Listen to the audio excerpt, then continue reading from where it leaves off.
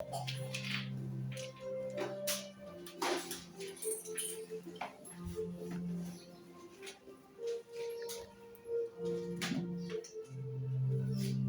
verset 26. Ces sacrificateurs violent ma loi et profanent mes sanctuaires. Ils ne distinguent pas ce qui est saint et ce qui est profane. Ils ne font pas connaître la différence entre ce qui est pur et ce qui est impur et ce qui est pur. Ils détournent les yeux de mes sabbats. Je suis profané au milieu d'eux. Verset 26, vous pouvez vous asseoir. Ces sacrificateurs violent ma loi et profanent mes sabbats, mes sanctuaires. Ils ne distinguent pas ce qui est saint de ce qui est profane. Ils ne font pas connaître la différence entre ce qui est impur et ce qui est pur. Ils détournent les yeux de mes sabbats et je suis profané au milieu d'eux. Ces chefs sont dans son sein comme des loups qui déchirent leurs proies. Ils répandent le sang et perdent les âmes pour assouvir leur cupidité. Ézéchiel 44. Ça, c'est la première catégorie des faux pasteurs. Nous allons les faux pasteurs. Oui, ce sont des faux pasteurs. Amen. Des faux pasteurs. Faux pasteurs. Ézéchiel. Alléluia. Ézéchiel 22. Qui peut me donner le verset 26 à 27. Maintenant, les frères pasteurs. Vraiment.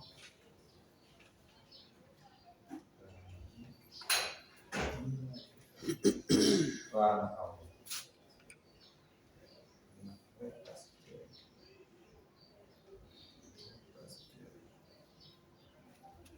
Le vrai pasteur, c'est Ézéchiel.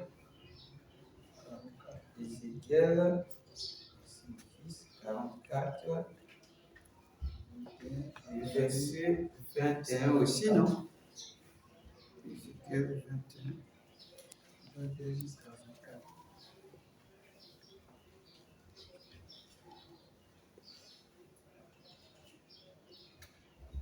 Bien, nous pouvons à 23. 24. Donc, c'est le mot 21. Oui, 21, on avait commencé là où on a fait ici. On n'a pas du Voilà quand tu fais le 21. À combien? 24. 24.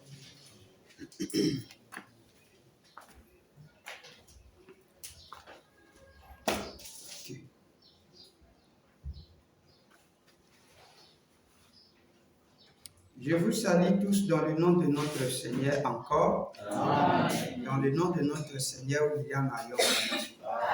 Et je crois que chacun de vous est très content de me revoir encore ici. C'est ce qui fait ma force parce que je ne peux pas parler aux poteaux.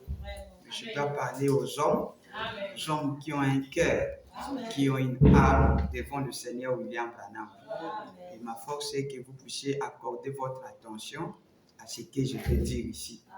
Ce qui n'est pas la parole de Dieu, faites comme Frère Branham quand il mangeait sa tarte. Ce qui était bien, il prenait, il mangeait. Ce qui était le noyau, il le mettait à côté. Amen, amen. Afin que tous nous puissions avancer par le perfectionnement de l'évangile. Alors, nous sommes en train de parler sur ceux qui profanent le sabbat de Dieu. C'est-à-dire, ce sont des gens qui sont là, qui bafouent le sabbat de Dieu. Et le Seigneur Branham est en train de parler d'eux. Nous allons prendre Ézéchiel 44. Dans le lot avant que nous prenions Ézéchiel 44, prenons d'abord ici. Dans la prédication intitulée La porte dans la porte. Qu'est-ce que Frère Branham dit dans cette prédication? Frère Branham dit dans cette prédication, ce sont des prédicateurs qui profanent le sabbat. Amen. C'est-à-dire, n'ont pas le respect pour le sabbat. Qu'est-ce que ces prédicateurs font? Ils finissent à temps. Ils finissent à temps pour aller chasser. Regardez-moi ça. Pour aller chasser ou aller regarder la télé, ou faire quoi? Ou aller à la pêche. Le jour du sabbat. Frère Branham utilise ce mot, il dit il clôture. C'est-à-dire il clôture tout le dimanche matin. Donc quand ils font ça, c'est pour courir vite. Aller faire quoi? La pêche. Aller faire quoi? La chasse. Aller faire quoi? Regarder la télé. Aller faire quoi? Aller faire des visites inutiles. Aller faire quoi? Aller au bord du fleuve, trimballer, dombiner, faire la course. C'est tout ce que vous connaissez qu'on ne doit jamais faire le jour de la résurrection. Autrefois, nous avons bafoué ça comment? Nous, on se disait que mercredi ou dimanche, comme nous l'avons vu hier, ceux qui étaient avec moi, autour de moi, ont vu. D'autres chrétiens qui sont revenus de l'église, ils étaient en train d'ouvrir leur travail. Ils ont ouvert les boutiques. Et d'autres ont même travaillé. Certains même, nous étions quelque part. C'est le frère de Dikamona qui a attaqué un. Mais bien aimé, Branham te bénisse, mais c'est dimanche. Frère Branham dit c'est un péché de travailler le dimanche. J'ai dit, frère, mais il était en train de toller, il était en train de bang, à la maison. Oh! Mais frère, c'est pas la parole. J'ai dit, la pointe est déjà rentrée, le message a été déjà donné. J'ai dit, mais pourquoi tu as fait ça? Il dit, non, j'ai donné ça à un autre qui est là-bas, c'est un légaliste, donc il fallait jeter déjà le truc là. Ils doivent déjà savoir ça. Vous voyez déjà ce que ça fait déjà. Donc quand on voit déjà ce genre de choses, carrément, Frère Branham était contre ça. Il n'a pas aimé cette attitude de ces catégories de ces prédicateurs. Il clôturait à temps pour que les brebis puissent aller pêcher. Et lui-même et les brebis devaient aller pêcher. Aller à la chasse et aller pêcher. Nous avons dit ceci, à notre tour ça sera comme ceci.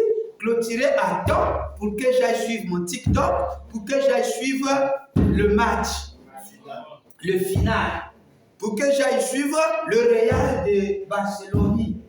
Je veux aller suivre ça.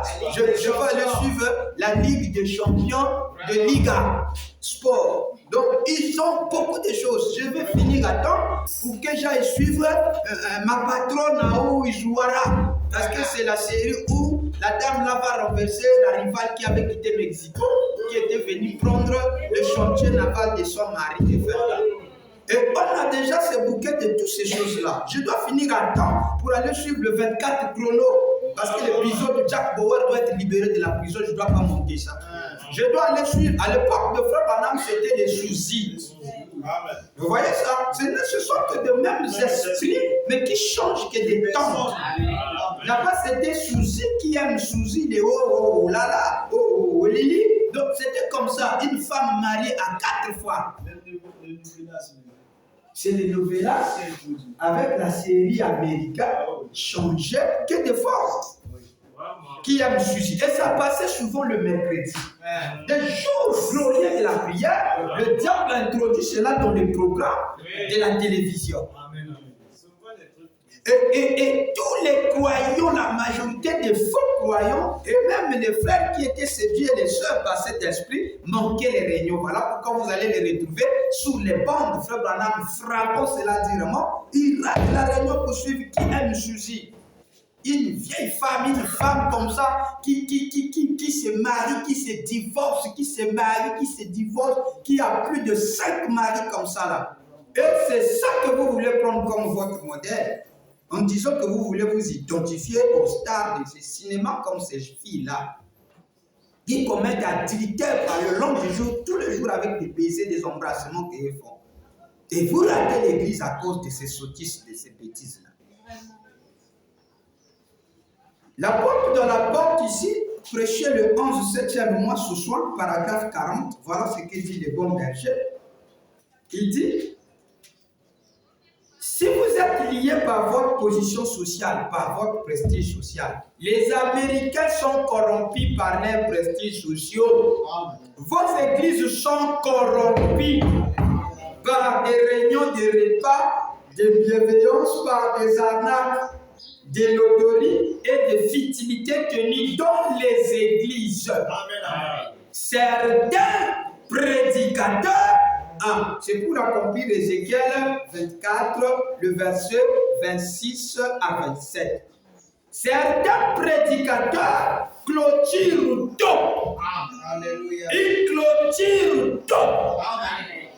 Le dimanche matin pour que les membres puissent aller à la pêche ou à la chasse. La pêche et la chasse, c'est bien. Amen.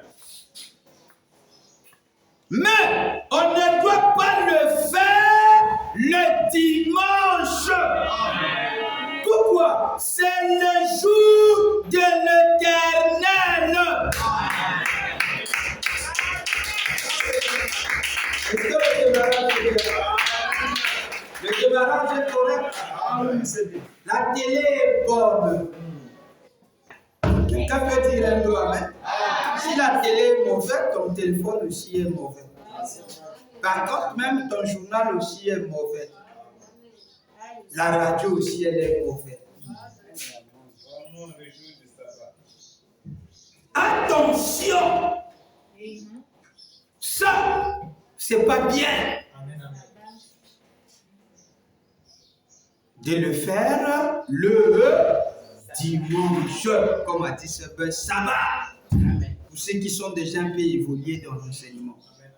Qui dit sabbat, qui dit dimanche. Qui dit mercredi, qui dit sabbat. Qui dit sabbat, qui dit résurrection. Donc voilà pourquoi je suis en train de faire le... Comme vous allez voir, comme dit le Seigneur, tantôt un peu ici, tantôt un peu là.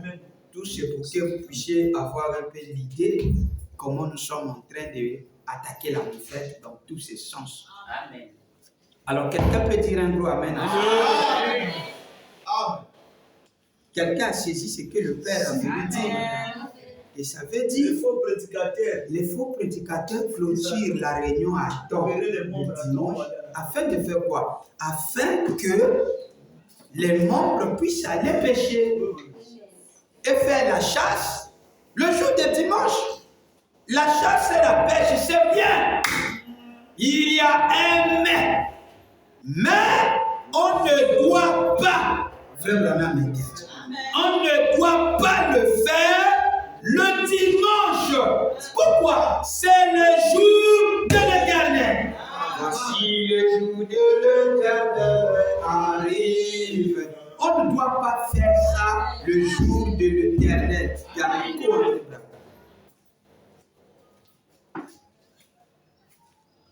Église, est-ce que quelqu'un comprend ça? C'est bien ces choses-là. Faites ça autre jour de la semaine. Mais ne faites pas ça le dimanche. Pourquoi? Mais ce n'est qu'un jour tout comme les autres jours. Les jours n'ont rien à voir. Non. Quand on lit ça, notre compréhension prouve que c'est un jour que Frère Branham met à part. On ne doit pas faire une activité en cette journée. Même après avoir quitté l'église. C'est comme ça que je saisis ça. Et c'est comme ça que Dieu a censé du maître. Quelqu'un peut dire un jour amen. C'est tout. Et Frère Branham ajoute, il descend en bas, William dit, beaucoup de gens congédient leurs églises tôt. Pour 3 points. Beaucoup de choses qui est dit là, je surveille la bande. Dans notre pays, parce que les bars ouvrent à 12 heures, ils peuvent passer un petit après-midi en paix. Alléluia. Tout homme qui fait cela n'est pas en ordre avec Dieu.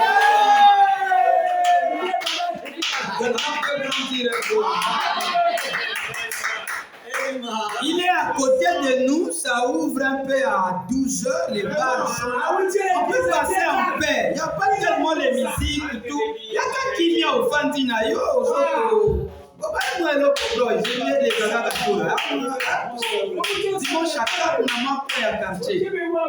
Quand tu fais ça, le jour de l'Éternel, tu n'es pas en ordre avec Dieu. Alors, quelqu'un peut...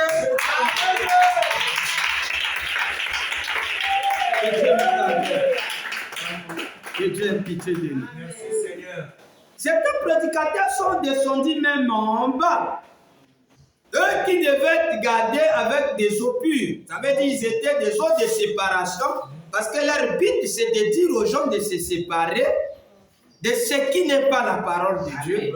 Parce que eux, ce sont des eaux de séparation. Et la parole de Dieu devait être gardée dans un endroit pur. Mais ces prédicateurs font quoi? Le jour de dimanche, ils prennent l'après-midi, ils jouent au golf.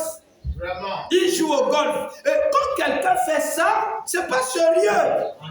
Il n'est pas le lieu pur de Dieu. Il peut vivre la parole comme les sacrificateurs le faisaient. Il peut faire tout ce qu'il peut faire, croyant que c'est un véritable homme de Dieu. Il ne sort pas avec des femmes, il ne boit pas la boisson, il ne fait pas ce genre de choses. Mais quand il profane seulement le dimanche, il n'est pas en ordre avec Dieu. Est-ce que quelqu'un peut la parole de Dieu est une épée à double tranchant. Ça taille tout. Ça nécessite que nous ne puissions pas laisser un iota. On doit vivre toute la parole de Dieu. Ça c'est vrai. Ils ne sont pas purs. Qu'est-ce qu'ils font? La communion. Prêcher le premier 5e mois, 55. Paragraphe 57. Ça aussi, nous avions déjà dit ça. Mais c'est très important que je vais dire ici. Pas le jour. Vous allez mettre en bas ici. Vous allez mettre moi ici. Pas le jour. Pas le jour. Pas le jour. Pas le jour du dimanche. Ou pas le jour du sabbat. Du dimanche. Donc, tout ce que vous allez voir là, vous allez faire, ne faites pas ça le jour du sabbat. Amen. S'il te plaît, ne faites pas ça. Vous êtes des observateurs. Nous observons la résurrection. Nous avons mis cela à part.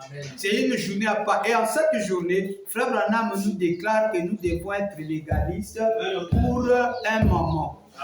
Amen. Paragraphe 57. Dans les Éphésiens, Paul a dit là que Dieu par la prédication de la parole, les eaux de séparation, la communion, prêcher le premier, 55 pour après-midi, paragraphe 57. Il dit, la foi vient de ce qu'on entend, non? De ce qu'on entend de la parole, c'est bon. Et la parole de Dieu constitue les eaux de séparation. Nous sommes lavés en entendant par l'eau, par la parole. Le fait d'entendre la parole vous sépare. Le fait seulement d'entendre la parole vous sépare. Ce n'est pas moi qui va vous séparer, mais quand tu entends la parole, c'est ça qui doit te séparer. Mais qu'est-ce que nous faisons? Nous nous séparons les gens par force comme ça. C'est Frère Branham qui doit séparer. Quand tu entends la parole elle-même va te dire on ne vole pas, on ne fait pas ceci. Quand on prêche ça, c'est déjà donné. Tu ne peux pas devenir t'attraper comme tu as volé ça. Non! C'est Frère Branham qui doit le faire. Laisse ça. Ce n'est pas ma force, c'est lui qui doit le faire. On prêche seulement la parole. Si c'est vrai que ta parole que tu prêches à la vie, ça va changer quelque chose. Qui ne peut déjà changer quelqu'un ici? Même quand vous dites que vous êtes changé, c'est un mensonge. Vous vivez comme des pharisiens. Les acteurs. Laissez Frère Branham prêcher sa parole. Laissez-le prêcher sa parole. Donnez seulement la parole aux gens. C'est vrai que c'est la vérité que votre parole est forte. Ça va transformer. J'ai vu cela transformer des prostituées. J'ai vu cela transformer des voleurs. J'ai vu cela transformer des bandits. J'ai vu cela transformer beaucoup de gens. Si cela est vrai. Donc tu penses que c'est pas ta force, c'est pas tes muscles que tu vas amener les gens à croire. Et d'ailleurs, toi-même, tu es un grand incrédule. Il ne faut pas mentir les gens. On ne va pas écouter les autres aussi. Amen. Nous tous, on était comme ça. On voulait amener les brebis, que nous puissions les transformer. Parce que c'est la nature de l'homme. Mais on a compris que tout ce qu'on faisait, c'était que du bâclage. Vous savez, c'était quoi? Est-ce que vous savez c'était quoi? C'était quoi, papa? Vous savez c'était quoi? C'était quoi? C'était quelque chose qui ne nous appartenait pas. Amen. Un mascotte, mascarade. Un bras artificiel qu'on vient coller avec la main. Chez des petits, le petit Joseph attrape un petit cocon. Quand ils attrapent, ça y est, dans la prédication, Dieu tient sa parole. Ils attrapent un petit cocon qui voulait, il était déjà prêt. Et Dieu les a donné la nature quand ils sortent de leur caboule. Après, ils ont des petits ailes. Maintenant, parfois, d'autre côté, d'abord cernés par le cocon là, par la peau là. Maintenant, ils ont dit qu'ils devaient aider Dieu. Amen. Demandez-moi comment. Donc, quand ils attrapent le petit cocon là, bro, maintenant, ils ont dit que, mais il a les ailes sont encore enfermées sans attendre le temps et la saison. Maintenant, ils ont commencé à tailler par pitié. Joseph enlève un peu les ailes, il enlève le côté là où il y a la boue, il enlève. Ok. Après, le petit cocon est sorti par la force à eux. Amen. Frère Branham dit, je l'observais. Et après, il trimbalait. Il ne pouvait pas voler. Parce que son temps n'était pas encore arrivé. Merci Seigneur. Amen. Et après, qu'est-ce qui est arrivé? Il est mort. Parce qu'il n'avait pas attendu le moment. C'était un petit œuf, comme vous voyez, comme l'œuf, la petite poussin. Et il sortait. Maintenant, toi, tu viens l'aider rapidement. Sa petite bec est dehors, tu enlèves tout rapidement. Tu dois être déjà libre, parce qu'il bouge. Il n'est pas d'abord à la maturité. Laisse-lui comme ça. Toi, continue à veiller sur lui. C'est pas toi qui vas s'en occuper. Il y a le grand maître qui s'appelle la nature. La nature prend soin de ça. Le temps et la saison vont arranger la situation. Donc, il est seulement la nourriture spirituelle convenable au temps favorable. Tu me diras ça. Quand il entend Frère Branham blâmer les péchés, c'est toi qui es tenté de les condamner. Et quand tu lui entends ça, quand tu lui lis la citation, mais tu es assis dans la citation, ça fait du bien. Maintenant, reste calme. Alléluia. Et sache que Frère Branham est Dieu. Amen. Il est vivant. Amen. C'est fini. Prêche comme il dit la parole, condamne, frappe ça, comme lui. Soit dans Frère Branham, ne condamne pas ce que Frère Branham ne condamne pas. Amen. Sinon, tu vas faire des dégâts. Il faut rester dans la parole. Reste ancré dans la parole. Ce qu'il a dit, c'est ce que tu dois dire. Tu condamnes, tu frappes, tu dis, tu finis pour toi. Le reste, à la fin que tu te bénis, tu embrasses ton frère qui est dans cette situation. Tu l'embrasses. Lui doit comprendre que tu n'as pas prêché contre lui, c'était Frère Branham qui prêchait contre lui. Mais nous, qu'est-ce que nous faisons? Nous montrons que nous sommes contre lui, nous ne le saluons même pas. Là, déjà, c'est très faux. Je ne suis pas d'accord avec lui. Amen. C'est faux déjà. Même quand on chasse les gens avec la haine, et comme Frère Branham dit, c'est avec l'amour. Comment expliquez-vous comment vous avez Amen. Et cette haine, vous les lisez dans les yeux des gens. Amen. Paragraphe 57. Maintenant, je descends en bas. L'incrédulité ou l'homme qui péchait restait dehors. Voici une petite partie que nous n'aimerons pas passer. Ces eaux de séparation devaient être gardées dans un endroit pur. Quelqu'un doit connaître ça, qu'on le garde dans un endroit pur. Alors, qu'est-ce que Dieu fait? Et le prédicateur qui prêche l'évangile doit être un homme pur. Le prédicateur doit connaître ça. Et droit, pas un mordu de la cigarette. Je ne suis pas dans les boîtes du Seigneur. Non, je ne suis pas dans les boîtes du Seigneur. Je ne suis pas un toxicomane. C'est pas Frère Branham qui parle. Quel est l'esprit que ça va amener à quelqu'un ici? Pas un ivrogne. Je me cache dans la situation. Ni un homme qui joue au golf le jour de dimanche après-midi. Là, je suis carrément assis. Je suis dans ma prédication pour dire que le jour de dimanche, on ne doit rien faire. Pourquoi? Parce que c'est la journée de l'Éternel. La chasse, c'est bon. La pêche, c'est bon. Mais ne faites pas ça le jour du Seigneur. Voilà. Merci, ma fille. Et ainsi de suite, comme ça. Remarquez, cela doit être gardé dans un vase pur, sanctifié, saint. Celui qui garde le mystère de Dieu dans son cœur.